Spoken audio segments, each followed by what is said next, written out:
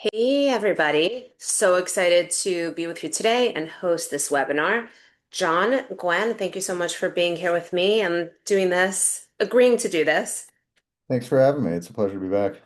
Okay, so we were both at the HBMA conference, Innovation Conference. Not largely attended. How many people do you think attended this year?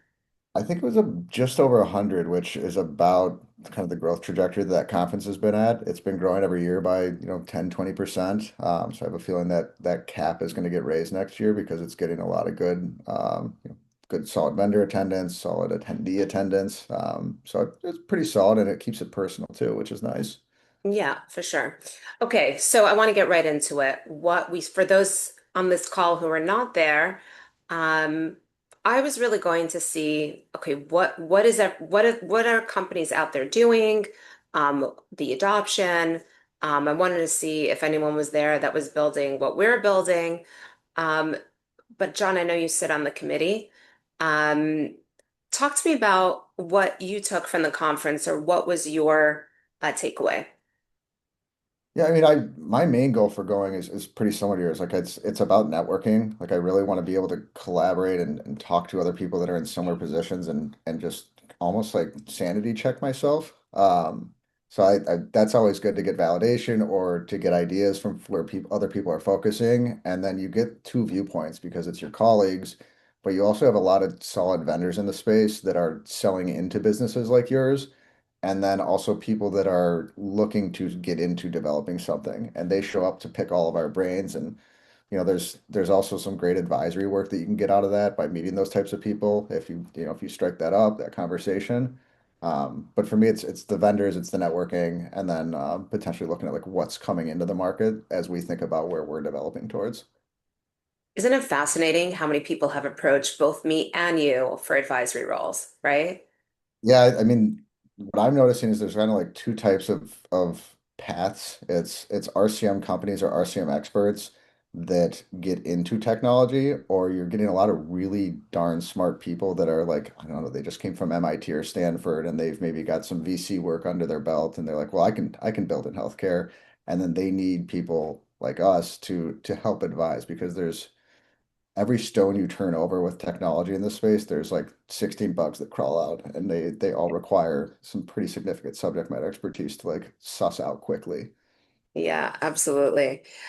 Let's talk about, I think a big topic for me was the buying a piece of tech and creating your own tech, right? Because it seems like that's a lot where people are at. And tell me how you see that, and then we'll talk about the middleware stuff. Sure. Yeah, I mean, a kind of shameless plug for the HBMA, but there was just a hosted webinar that I may or may not have been a part of that talked about this exact topic. So it's up there if you're a member. I think it's free, and if you're not, it might be available for purchase. But the concept of I know I need technology, but how do I get it?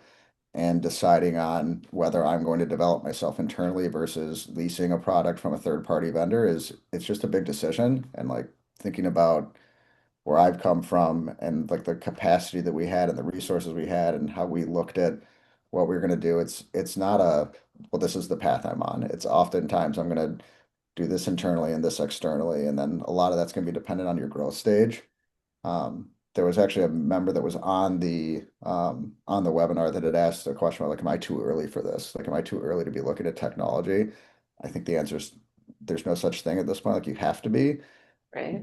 that natural graduation, unless you have development resources internally early on, where a lot of like SMB buildcos may not, you're probably going to graduate from like leasing into potentially paying an external developer and then into building yourself because it's just about like the human capital management on that can be really difficult. Finding good, smart people that you can keep in-house. Right. And people don't realize just how expensive it is to build the tech, right? It just kind of like creeps on you.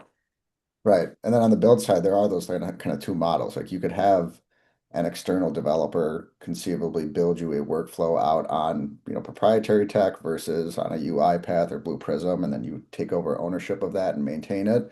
So that's why you've got that kind of graduated growth structure. But I know for us personally, like I was leasing everything initially, and it was for a number of years, and I'm still leasing technology from other service providers or technology providers, I should say, because I have to focus our development efforts on these key things and not get distracted. And so it just makes more sense to have something there. And then as you grow, you can cannibalize those if you need to. Yeah, absolutely. So the way I see this, there's like three different stages. There's like the front end, the middle, and the back end, right? And there's tech available on each piece of that plate of that. So maybe let's talk about it from the front end side, from the middle, and the end. So front end would be patient eligibility. Talk to us about any front end tools that you've seen that you like. I don't know how comfortable you feel about sharing tools, but And I think that's really what we're all curious about is like, what are people using that's working? yeah, and I think that answer changes potentially per depending on who you're talking to. But for the front end, yeah, I think eligibility check is the first thing that comes into play with rev cycle. The other thing that I keep seeing a lot of are these companies that are doing like recalls for appointment scheduling or actually just like automated scheduling. And that can be through API and webhook, or that could be like voice agent. I mean, there's so much activity in voice agents right now, which can make it a little bit challenging to even like I'm getting decision fatigue almost. No knock against the voice agents a lot. Um, but on the eligibility check tool, I mean, I take a little bit of a different approach that I think is unique. I think a lot of billing companies are offering eligibility checks. We intentionally do not because I don't want to own the decision of can I see this patient and book them. And almost every EMR or PM is going to have an embedded eligibility tool check. And I want that front desk to own. I want to coach our practices that the front desk own that decision because they should not get into the back of the office if that's not done. And why pay me to go click the button in your EMR? Like you want that owned by your front desk. And that could be just my perspective coming as a practice, like whether as a practice manager in a past life. But there's tools like FrontRunner that kind of stand alone. They came out of the lab space. That's who we use for an eligibility check tool. I primarily use them for their like insurance discovery product, which does multiple calls out to multiple insurance companies at the same time. So if I don't have valid insurance, I can avoid that call to the patient, potentially find it. And they're not the only ones that do that. Like Inovalon has it, Waystar has it. I think TriZetto or Cognizant may even have a tool there. And there's a ton of other products in that space as well. Okay. So front end eligibility checking critical to making sure you get paid. Anything else on the front end? Any claim scrubbing or coding tools?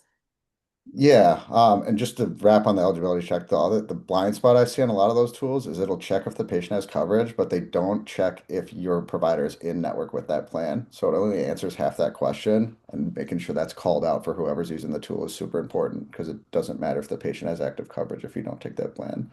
Right. Um, so Yeah. yeah, we're very convicted on coding being incredibly important. Like we offer coding as stock part of our RCM services, which I know again is not what everybody does, but because of that, to us, coding basically sets up the chips you have on the table to get something paid. If you code incorrectly, you don't push as many chips on the table, you've already lost money just by virtue of not billing for what you could. And the flip side of that is you don't want to overcode for compliance reasons and honesty and all those good things. So we've focused a ton on automated coding, and there are a number of products out there as well. I mean, there's Fathom, NIM, Metacodio.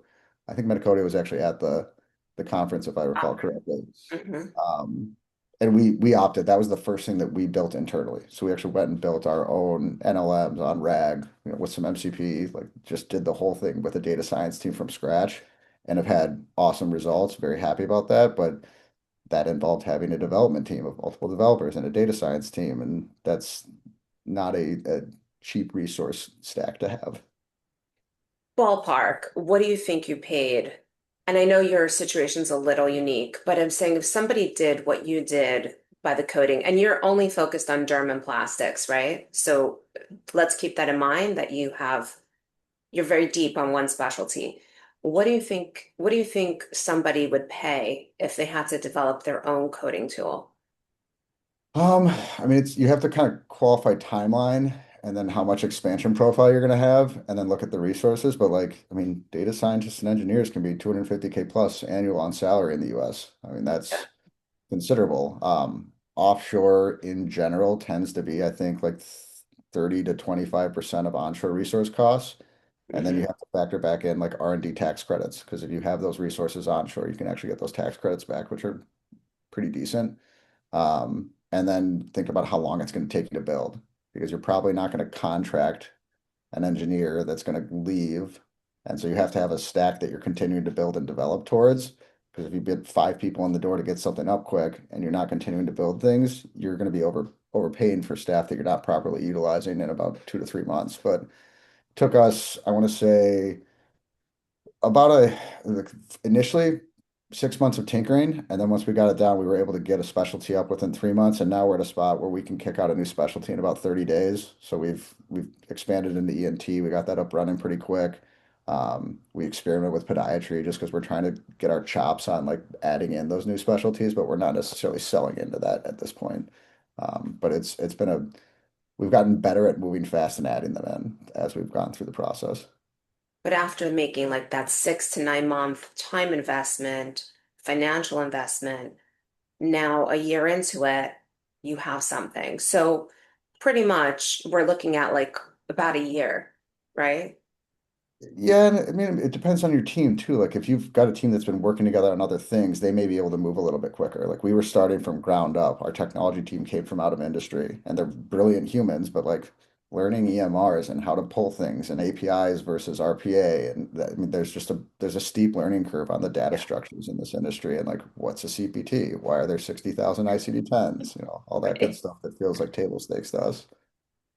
Okay, so we talked about front end, and now there's the middle, which I think most of us are involved in that middle area of denial management, charge and payment posting, all of that good stuff that keeps us all in business. What are you seeing in that area? Or what were some vendors that stuck out to you? Yeah, I'm gonna blank on vendor names, but I was actually at the Next Tech, which is a EMR we use. They're big in plastics and derm and ophtho. There's a vendor there that's actually building bots for the platforms, and they're like a unapplied payment bot or a payment posting bot. And then there's also companies that are like totally agnostic on platform, like Inabot or Droidal.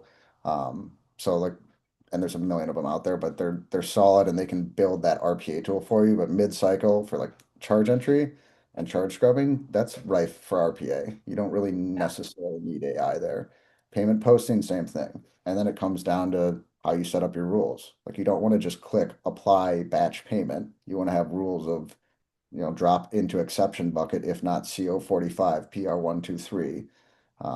So you can make these things run fast and have issues, or you can be very conservative in how you approach it. But to me, charge entry and payment posting are two low-hanging RPA kind of fruits on that tree.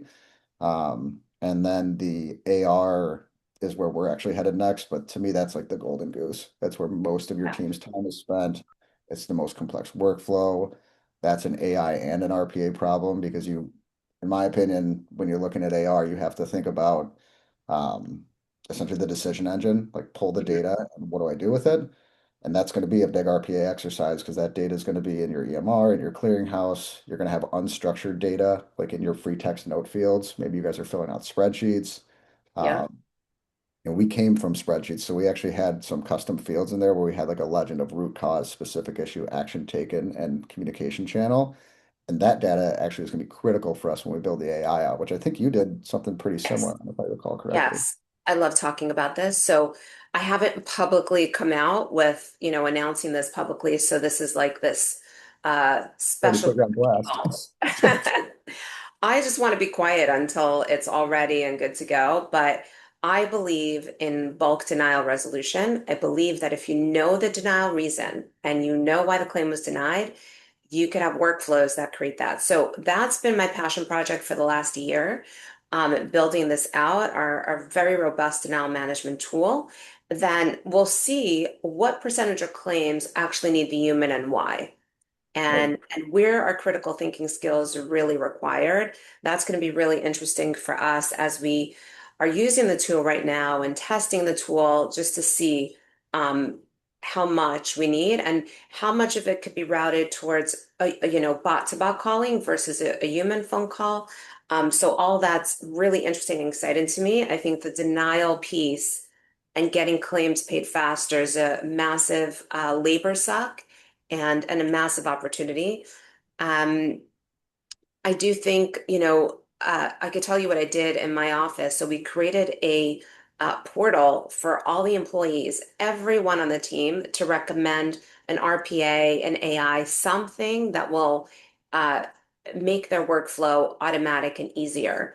And we just this morning gave out financial rewards. We gave people money. We had 70 ideas come in 1 month. Think about that. And then that's wild and 10 were shortlisted and we had two winners. And the winners were the winners that did something across the entire company. So I really believe that people in your organization, the people on the front lines will have the best ideas because they're working it. Like we're sitting up here, like I'm not touching claims. You're not touching claims for the most part. Probably a good thing at this point. I'm very much in the old dog like Our time is best spent, and I do want to touch on my Claude stuff because you and I are both going nuts on Claude. But I do think that there's tremendous value in having your team involved in creating those automations. And maybe this is a good time, John, for us to explain the difference between AI, RPA, and what's agentic, right? Because I think a lot, and what we're seeing by using, what are the use cases for agentic versus an RPA versus, the AI? Sure. Yeah, and I just for the record, I shamelessly stole that idea from you, and we did a company survey the exact same way. It's such a cool way to get people involved because you get overlap on ideas, you see different framings on different ideas from different roles and different departments. So it's really, really interesting. And then I think the cultural play of like, holy crap, I can take my idea and actually change my company that I work at. I think it really motivates people. And then one other thing, and then I'll move on to the actual question you asked. But there's a company called Nectar. They're pretty similar to like Bonusly, but it's a peer-to-peer reward program. We use that to generate ideas for folks. It's been killer because you basically get like 100 points a month and you can thank people aligned with core values and run a survey like this or give me some stuff for social media and then dole out the points, and the points are redeemable for like company swag or Visa gift cards or Amazon gift cards, and we've had really cool engagement from our team on that, and it's not breaking the bank. A point is worth, I don't know, a cent or something like that, so it's just a good way to engage people where there is monetary value without getting too crazy with peer-to-peer bonusing. I love that. Okay, so Nectar, and this is a giving an example of you're paying a third party for Nectar, Right. whereas we created this thing by going to Lovable or wherever we created this, right? And just hashed it together ourselves. But this is a great piece that John, eventually you may want to build your own Nectar, right? If like and where that is on the priority list.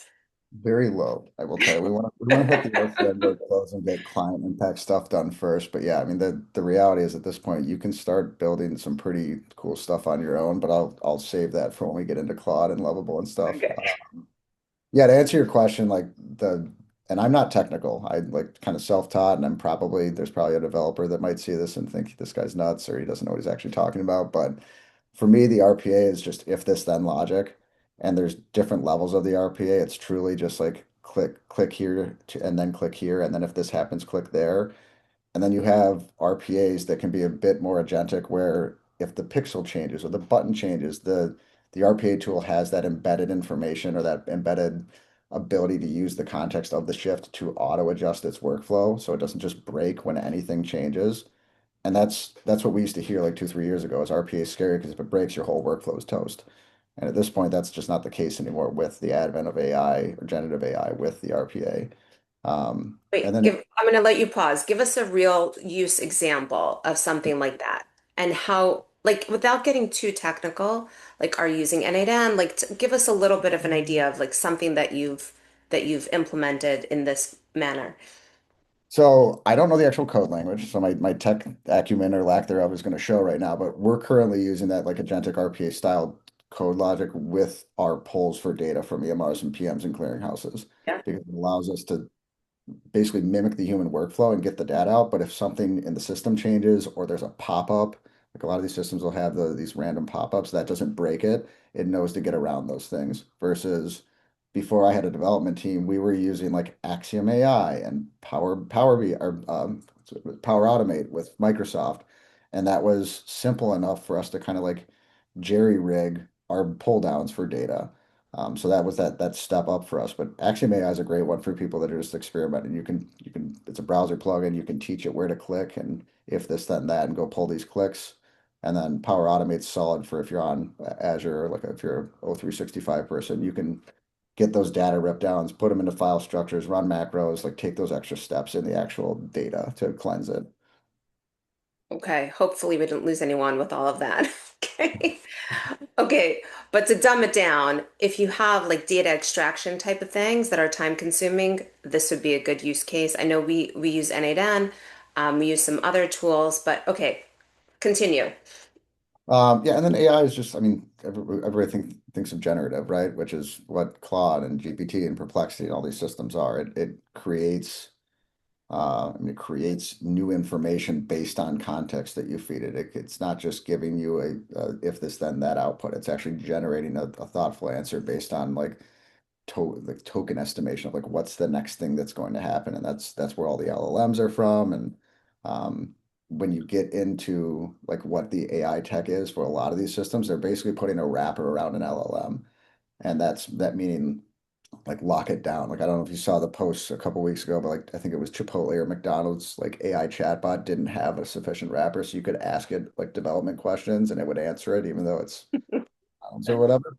But that's essentially what a lot of people are doing with their AI is they're limiting it and structuring it and giving it specific context for the types of questions they anticipate they'll see. Right. And you could also teach it. You could continue to train it Right. so that it understands your process or your rules or your SOPs, right? So Right. it can make decisions. Right. And then there's you can get it, I mean you get in like the technical aspects of it. There's like the MCP server, which is a way for it to access structured data sets outside of its context window. And then there's RAG, which allows it to like expand its memory and call back to specific portions. And then a narrow language model would be limiting an LLM from everything out there too. I want you to focus on these things around CPTs or whatever. Um, Anthropic actually has a bunch of free courses online that are pretty solid for just going and trying to get the lingo down, and it can get as complex as like getting into hooks, but it's also really good at teaching the basics, which is essentially how I got to the minimal level that I'm at.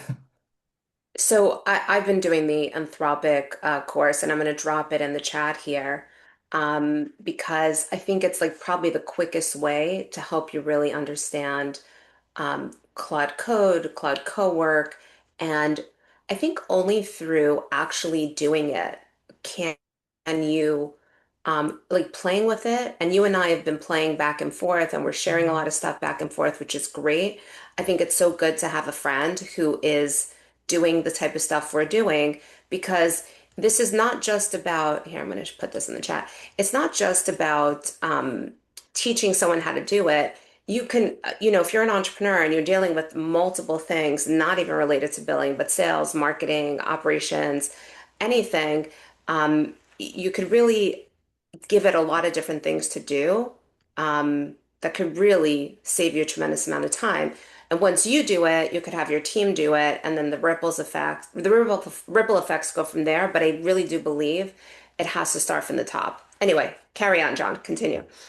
Yeah, actually, I'm just going to drop two things in the chat too. When we were talking about like what vendors are out there, these are two like market maps in the RCM space. They're not, I don't think either of them are pay to play necessarily, but they're just good ways to look at like what are the vendors in this segment. And it's not 100% of what's out there, but it's a good starting point. And then frankly, if you go chat GPT or Claude, it like drop that drop the mind map of like here's 10 vendors for this specific use case that I want. Find me 20 others online and give me a SWOT analysis, whatever. Like the LLMs are great for that stuff. Yeah. Yeah, they're great for research, but I guess this is my um I want to talk about the last end, like the we talked about the middle. And let's talk about the end, and then I want to talk about where you and I are potentially seeing what the future looks like. But back end, patient billing, collections, anything that happens at the final stage. of the billing cycle. I know last time we talked about Raxian and Box Health. Yeah. Anything changed since we last talked? Oh, no, I mean, I still am a big fan of Raxi and Inbox Health. They're the two vendors that we use. There's other great vendors out there like Collectly or like Next Patient does a little bit. Health iPass is another one that's been around for a while but does some back end work. And the devil's really in the details on these things because if they're accessing by API versus RPA, they can do different things. If API creds break, then you're sending statements out that maybe aren't accurate because you're not system syncing. Do they have a voice agent built in? Do they have an AI chatbot built in for patients? Cost model obviously is something we all always think about when we're looking at vendors. And then like Health iPass, one of their differentiators, they do a lot of like upfront registration stuff, so they kind of hit both ends of the cycle, which is interesting. Um, and then just I guess to backtrack too to the when we were talking about the AR decision engine, the whole piece we missed on that too is the action engine, right? Like Yes. if they don't teach you what to do or it knows what to do, can it actually go do that, or do you have to have a human intervene on that? Yes. And that I think is the most challenging thing right now is getting, having that interface where it can actually do the action. I think that's a challenge that some companies are working closely to overcome. I know we are as well. But that's critical. I do also want to talk about the bot to bot calling. Like, so my perspective is that why are we so focused on the phone call when I believe you could probably resolve 80 to 90% of your claims if you actually know the denial reason and you can work it through like a tried and true workflow, right? So I would like to see the number of calls go down significantly if you're able to solve it. What are your thoughts on the bot to bot calling, and then what is your use case for using it? So I gaslight myself into looking at the claim statusing with voice AI agents like every 3 months because it's where all these vendors aim on rev cycle for the most part, or they're aiming on scheduling up front potentially, which I don't really care about as a billing company. Um, but I just yeah, I can get the data I need on API calls to get claim status, and if I'm getting status information how actionable is that? It's not, I just don't feel the value there. And then the volume of calls is high, and therefore my transaction count is high. So I'm paying a lot to solve what real problem? So we've focused on prior authorizations and then contracting and credentialing with a couple vendors. We're currently using SuperDial and Prosper, like both of them quite a bit. There's a lot of folks out there that are really strong as well. So I'm not trying to say they're the best two or anything. They're just who we just chose to work with. But the auth agent's really cool. It can log a prior auth. It can pull benefit information so that you're able to like give an estimate to the customer of how much to pre-collect based on their deductible and what's met. And then they can do status checks on the auths to see if it's in process, where it's processed. But we were able to basically kill all human time on the phone in our auth process unless we have to call and argue about something. Yeah, absolutely. Okay. Moving on. I know we have such limited time and there's so much I want to talk about. So let's talk about, I think the biggest takeaway for me was the middleware, right? The middleware are all these companies that are in the middle, um, offering some AI like SuperDial, like give me examples. You probably have more at the top of your list because you're using a lot of them, but give us some examples of middleware companies. Yeah, I mean, there's Dockvacate comes to mind. That's another vendor we use for like appeal automation. And I think the way I think about middleware is it gets into that like lease software or like SaaS software mode. Like that's where you're buying a plugin that hits this one thing really deep and does a good job of it, and it'll complete that task for you. So voice AI agents we've talked about. I would consider SuperDial and Raxia and Collectly and those to be in that category. It's the vendors that are going to go deep on AI, which may be AI or RPA in that one specific use case. And it's a great way to avoid the development costs and still see significant cost savings. I believe that even with an offshore labor team with a leased software model, you should be able to realize, 50 to 70% cost savings over human labor. And then, versus onshore, that number skyrockets.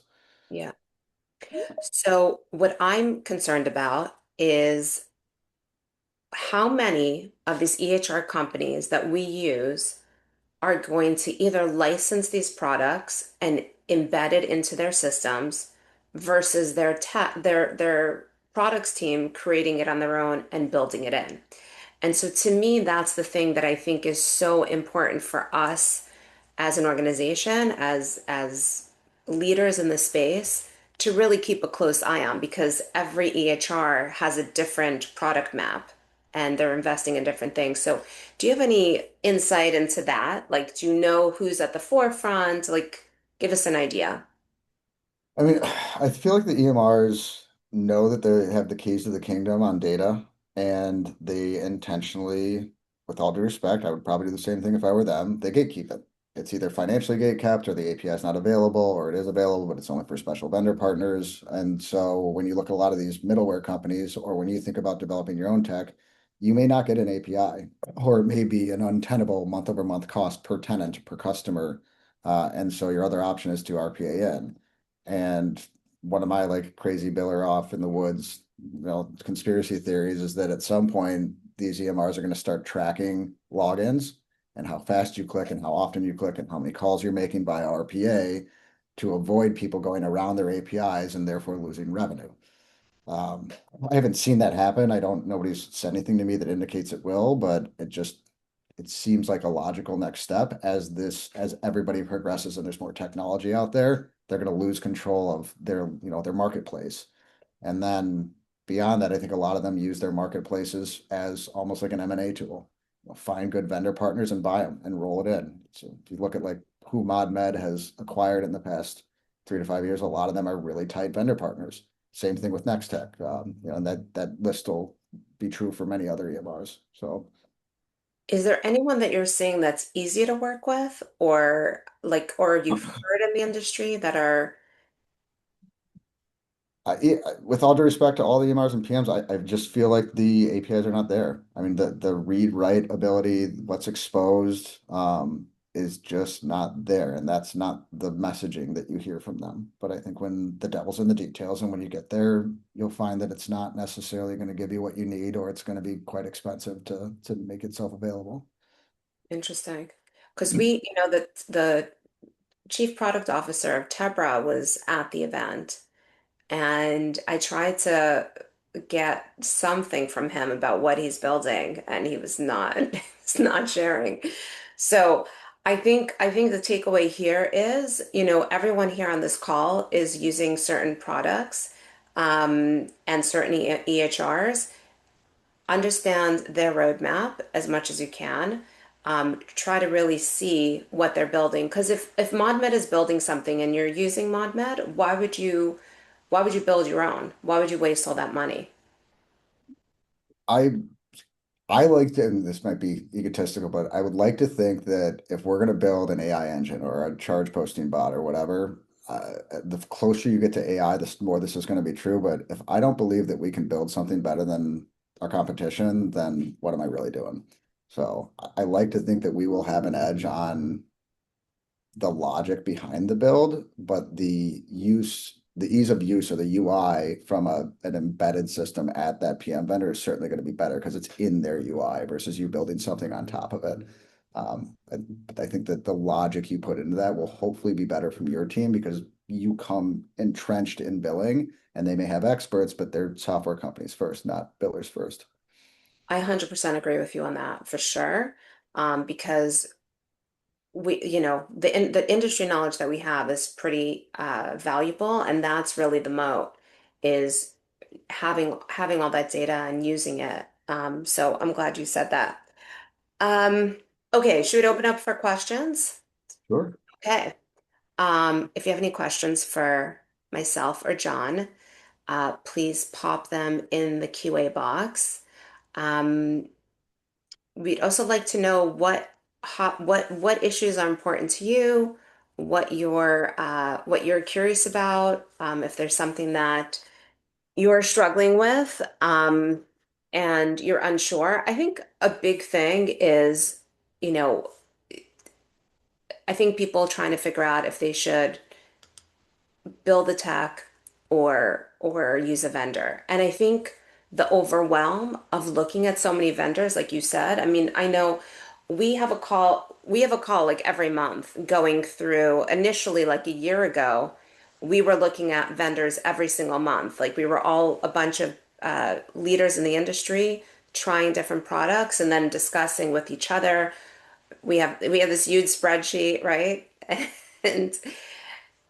And some of them are great, some of them were not.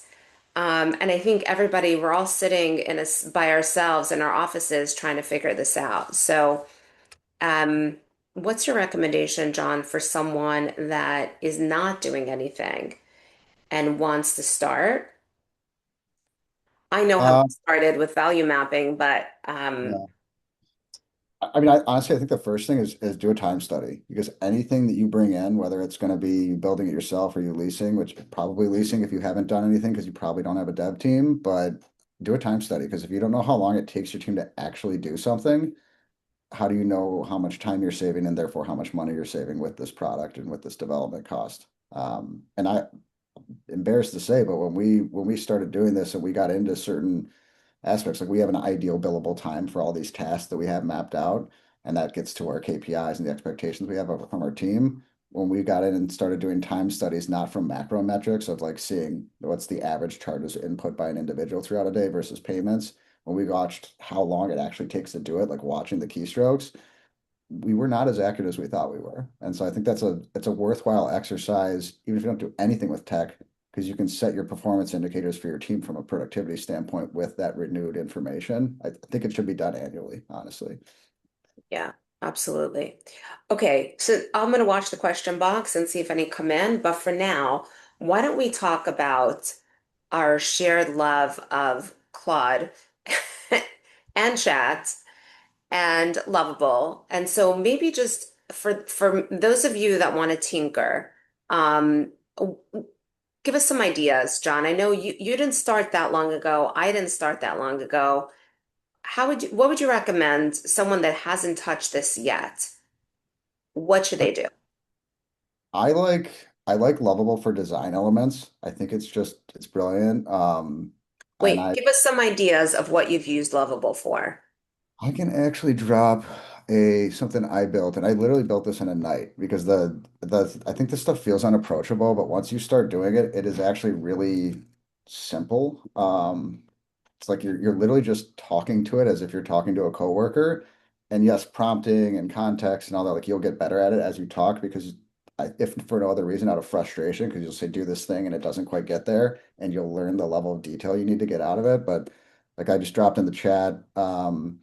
I built this out again in a night. It basically took all of our PDFs and sales slicks, and instead of sending them on emails to customers, we just put them live on a web page. And then I have on my end an admin view that only I can see, where I can go and I can customize it and highlight specific resources, and then create a custom URL for the end user. So it's, Dr. John, and here's the three things we talked about on our sales call. Anybody can do this in Lovable, and it's not Lovable. It's pretty darn cheap every month, and you're not putting PHI, you're not putting proprietary info. Like my pricing's up there, but what do I care if people see that? That's what we price. Um, so I think that's a really good thing to tinker with. I would be very cautious about doing anything that has like true customer data, especially PHI, because the risk of getting into these things is like I have no idea what the backend code actually looks like. It's probably pretty brittle because I probably prompted 27 times when I could have done it once because I don't know what I'm doing. But the output is aesthetically pleasing and operationally awesome. Okay, so why would I use Lovable versus Replit versus Claude Code? Like, how do I know what to use for what?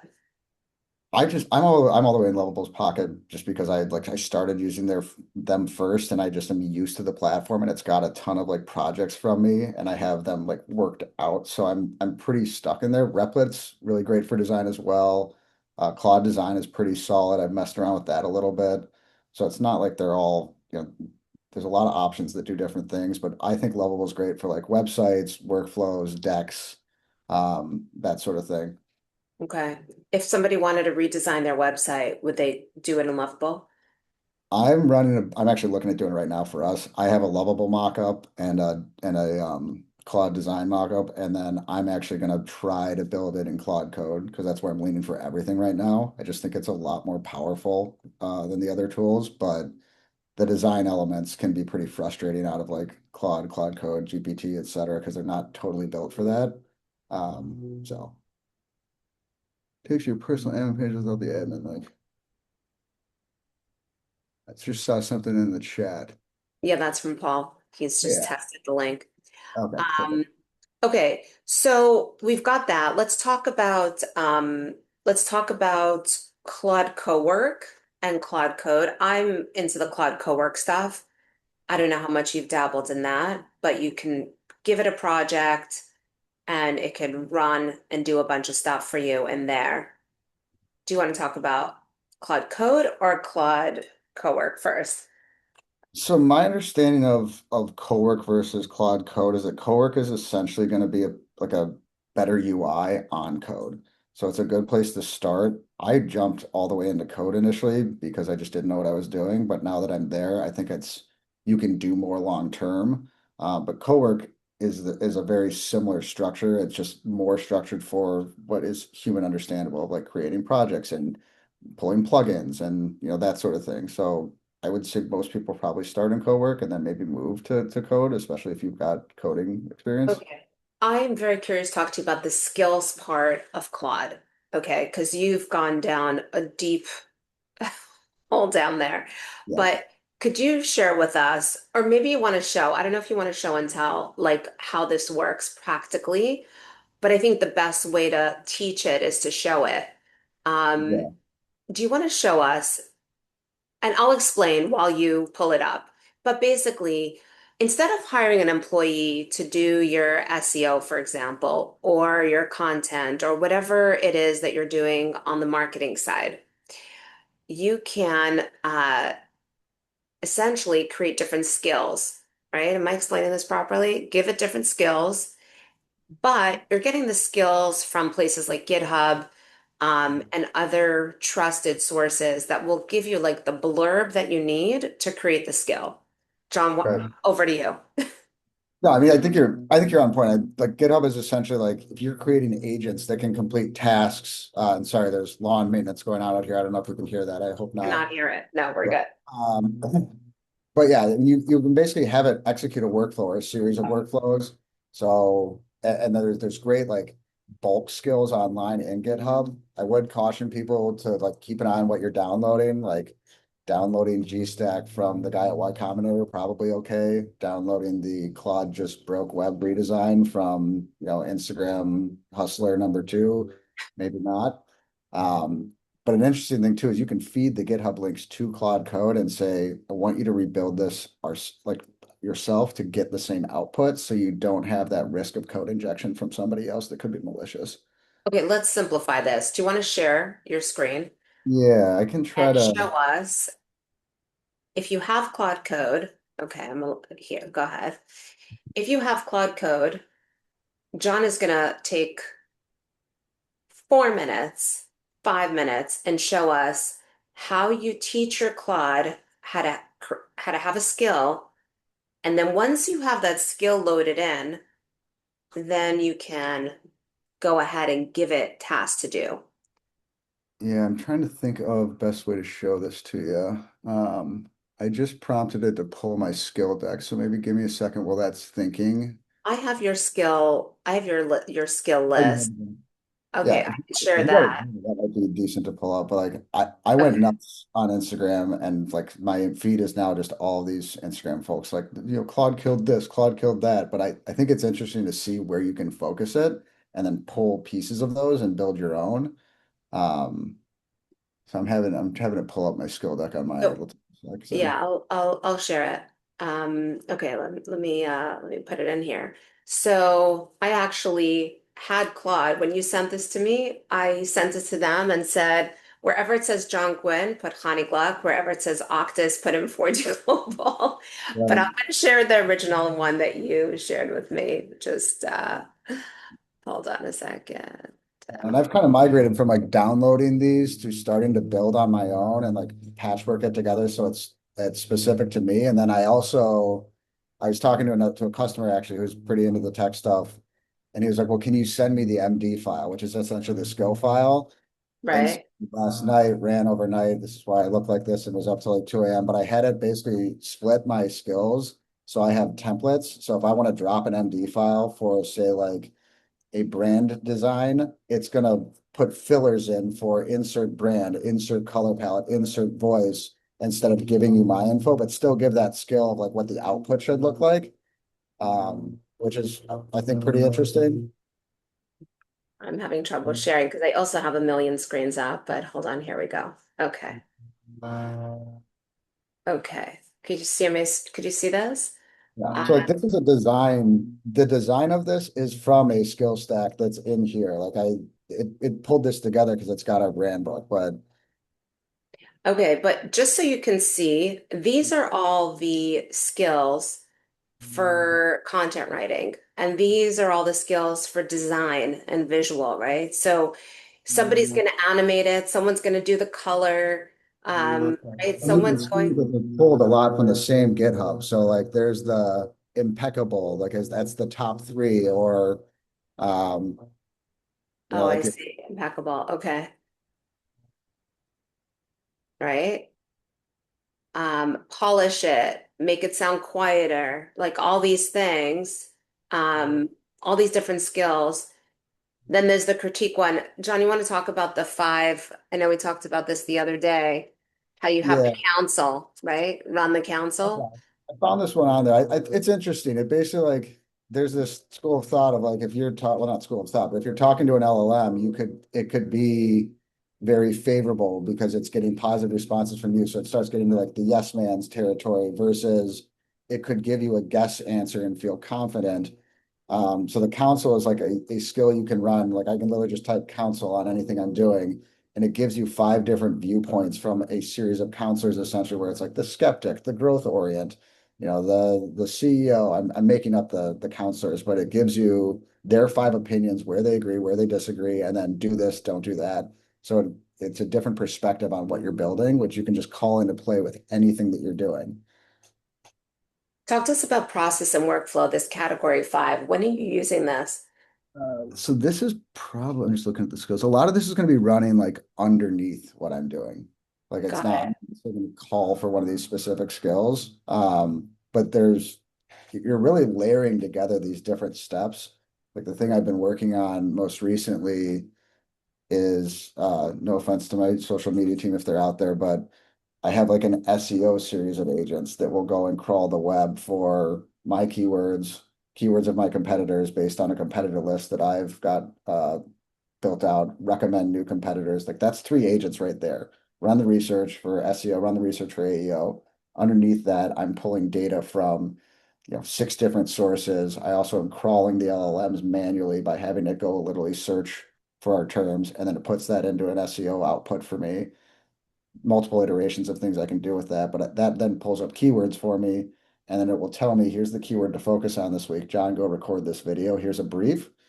I can record the video, drop it into Claude, and it's going to give me a series of video outputs with graphic overlays, pretty well designed, where I've got 20-second clips for Instagram, and I'll get six of those, and I get two LinkedIn's at 60 seconds, and a long form YouTube, and they're polished and done. I had to play with it a ton to get it there, and then I can click submit and it will go auto post for me.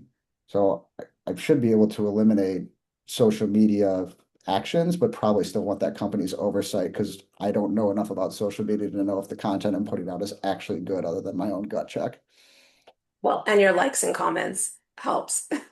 Yeah. Okay, awesome. I hope that this little discussion about um, building out your Claude or your ChatGPT with these skills just kind of takes your LLM to another level. Um, whatever you decide to use, I think the more trained it is. And I know Atlas, I don't know if you've tinkered with Atlas at all, the new ChatGPT version just came out yesterday. But you could see that they're like dueling with Claude to really try to compete. So I think we're going to be seeing more of that, where these LLMs are going to, get competitive, trying to get market share.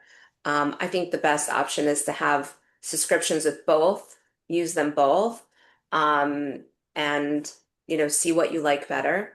Any final thoughts, John? And I'm gonna share our survey here.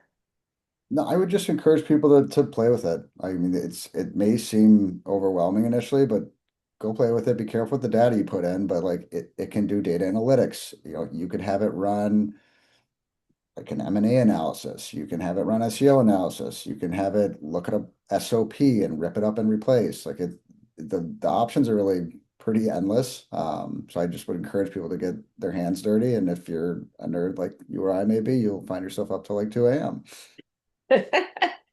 Um, I think the biggest issue in our industry when it comes to this stuff is that we have so much PHI. Yes. And we really cannot utilize any of these tools with the PHI. So if, you're going to go through the process of redacting patient information and then, analyzing data, that's probably the only way to do it. Um, but any thoughts about using these tools along with PHI? I mean, you just can't. I mean, unless you want to put yourself at risk. I mean, there's memory settings and whatnot, but you need to have the data blocked from going out externally to an LLM. So you'll have to have some sort of development team and data science team build blockers internally. But that's something we want to have at some point because I have all these spreadsheets for like month-end reports and invoicing and whatever. And I know I could drop them in and say like, give me my top 5 churn risks or tell me where my ARs are worst 3 clients, and it'll come back accurately, but I just can't do it right now. So building that bot internally on our database where it's not calling externally with any PHI, it's tokenizing, it's de-identified, great. And in the meantime, what you can do is delete the columns in the spreadsheet that have any of that and just replace. So patient names, call it 1, 2, 3, 4, 5. Don't have zip code, don't have date of birth, don't have any of that, but just 1, 2, 3, 4, 5. And then you can drop that because there's no PHI on it. There's no proprietary information, and you can still get the analysis out of it that way. Yeah. What are you looking into the future? What are you building? What are you excited about? What's on the horizon? Um, I mean, I'm personally right now all the way in on the social media and SEO stuff. I'm hoping to have by Monday basically like a bot that's going to just re-up my SEO, write all my blogs, post all my social media stuff, post all my videos, etc. Have that content auto-generated, and then I'll be working on a website redo. In terms of like the actual business, we're continuing to refine on the coding engine, like it's an ongoing process, but the AR engine that I think you've worked on and some other folks have as well, that's going to be our next step is that AR decision engine and making sure Yeah. that we automate that. It's going to be a big one. It's 60% cost savings. And what do you think our runway is as billing companies before, there's so much talk about completely AI generated. What's your thought about where we stand in that and how long of a runway do you think we have? I waffle. I like to think that it's going to take a while because there's just so much in billing. There's so much nuance. There's so many edge cases. Like the only rule in billing is there's an exception to every rule. Uh, that makes me think that we've got a lot of runway. But if you go and look at like historically these companies that have said we're going to do AI billing, like Adonis and Gentem, that maybe didn't quite take off. If you look at Enter Health now, it doesn't look that far away. Like there are some people that are doing some things that are pretty darn impressive. Like their other Control Enter Yep. plugin. You haven't played Hmm. with that, strongly recommend you play with it. It's very cost effective. It's very solid. Um, the fact that stuff like that is built already scares me a little bit. Yeah. Yeah. I hear. Well, I think to be on the forefront of innovation, and we're always going to need people like us who are critical thinkers, who have the industry experience, to build awesome things that really help our industry and take it to the next level. I put up a poll. Please respond to the poll. It really does help us in deciding future topics. I would love to get more consistent on doing these webinars. But I would love to hear from you what you're curious about. Like, I know we touched on a bunch of different things today. Do you want another webinar just on social media and how we can automate things. Do you want more on AI? Do you want us to go deeper on a certain topic? We want to hear from you. So thank you so much for joining. Um, Let me just check the question box if anyone has any questions. I might just drop a cautionary tale too that I exhibited live by accident. If you look at that link that I dropped, it's the admin center. That's supposed to be locked down. It sounds like Paul could get right in there. So as excited Okay. about what I'm building, somebody could go in there and see the last like 5 prospects that I talked to technically in their email. So, Delete that. well, it's not a big deal, right? I mean, those are publicly exposed information, but you've got to really be careful with this. I have to go after this call and talk to Lovable and say this is supposed to be locked out. What the heck happened? Okay, well, I know most of the people on this call, and I trust that they will keep this information super confidential. Please do that for us. But anyway, it was a pleasure, John, having you. It's always fun to hear where you're at. This has been entertaining for me, regardless of what the surveys say. I had fun. And please fill it out. And Paul, is there anything you want to end with? Any follow-up that I missed? Not really. If you want to share this recording with anyone, we will be sending it to you later today. So if anyone in your team needs to hear any of the information that Hani and John shared, make sure to share it with them. And yeah, please fill out the survey and help us do more great things. Awesome. Okay. Thank you, everybody. Thank you. Bye.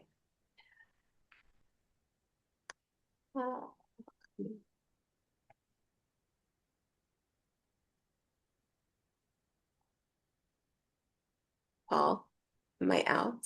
Hold on, stop recording. No, we're Oh, still on.